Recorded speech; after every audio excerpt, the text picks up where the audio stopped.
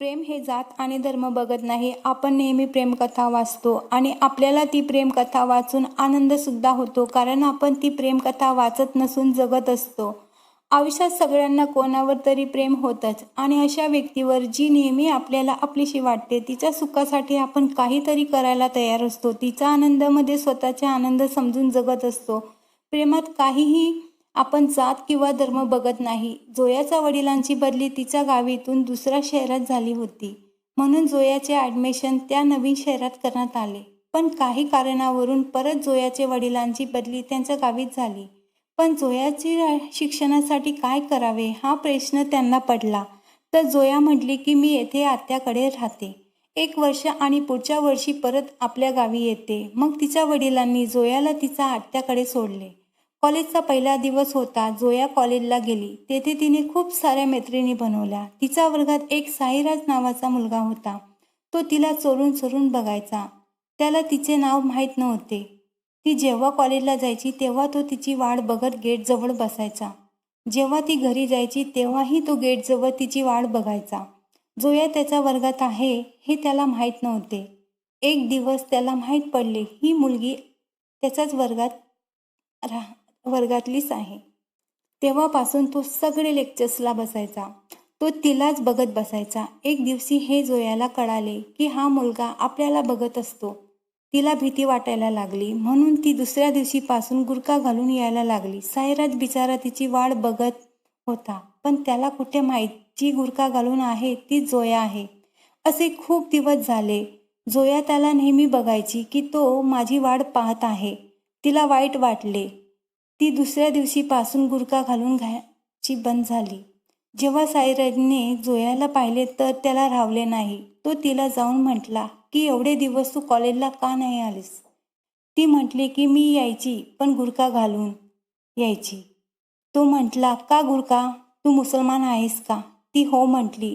तेव्हा त्याला खूप भीती वाटायला लागली. जिच्यावर आपण प्रेम केलं ती दुसऱ्या धर्मातली होती आणि हे माझ्या घरच्यांना कधीच चालणार नाही. तेव्हा तो तिथून निघून गेला. जोयाला वाईट वाटले की हा असा अचानक का निघून गेला. ती एकदम कासावीस झाली. खूप दिवस तो कॉलेजलाही आला नाही. कदाचित तिला त्याच्याविषयी काहीतरी वाटत होते. एक दिवशी तिने त्यांच्या मित्रांना विचारले तेव्हा ते म्हटले तो गावी गेला आहे. जेव्हा तो कॉलेजमध्ये आला तेव्हा ती जाऊन त्याला म्हटली की एवढे दिवस तू कुठं गेला होतास? त्या दिवशी अचानक निघून का गेलास? तो काहीच म्हटला नाही आणि तिथून निघून गेला. ती धावत त्याच्या मागे गेली आणि त्याला म्हटली की मला तुझ्याशी काहीतरी बोलायचं आहे. आज संध्याकाळी कॉलेज सुटल्यावर मला पाठच्या गार्डनमध्ये भेट. मी तुझी वाट पाहीन. नंतर ती तिथून निघून गेली.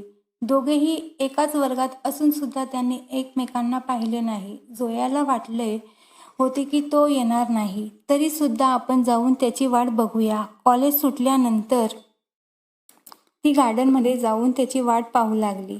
1 तास होऊन गेला होता. अजून सुद्धा तो आलाच नव्हता. तिने विचार केला की आता निघायला हवे.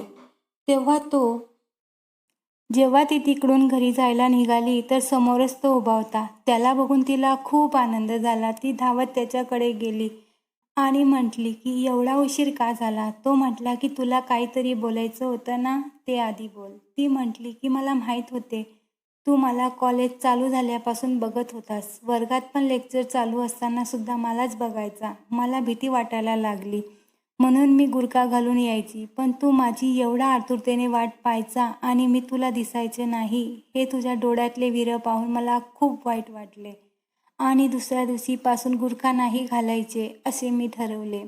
ज्या दिवशी तुला कळाले की मी मुसलमान आहे तर तू तेव्हापासून मला बघायचं सोडून दिले आणि अचानक तू तुझ्या गावी गेलास.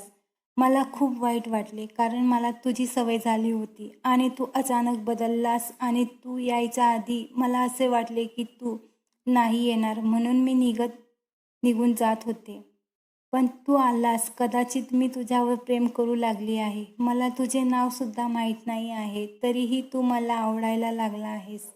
माझं बोलून झाले आहे. मी आता जाते. मला माहीत आहे मी दुसऱ्या धर्माची आहे आणि आपले लग्न कधीच होणार नाही. काळजी घे. ती जाण्यास निघाली तेव्हा साईराज तिचा हात पकडतो आणि बोलतो, आता मी काही बोलू तेव्हा ती खाली मान घालून हो बोलते, कारण तिच्या डोळ्यातले अश्रू त्याला दाखवायचे नव्हते. तो म्हणतो, अगं वेडे, जेव्हा मी तुला पहिल्यांदा पाहिले तेव्हापासून मी तुझ्या प्रेमात पडलो होतो. तेव्हा तर मला तुझे नाव आणि तुझे धर्मसुद्धा माहीत नव्हता. तरीसुद्धा मी तुझ्या प्रेमात पडलो. जेव्हा मला माहीत पडले की तू मुसलमान आहेस, तेव्हा त्या दुसऱ्या दिवशीच माझ्या आईवडिलांना समजवले की माझं प्रेम आहे आणि तुझ्या गावीची माहिती काढून तुझ्या घरी गेलो. तेथे तुझ्या आईवडिलांना विनंती केली की मला तुमच्या मुलीवर खूप प्रेम आहे आणि हे तिलासुद्धा माहीत नाही.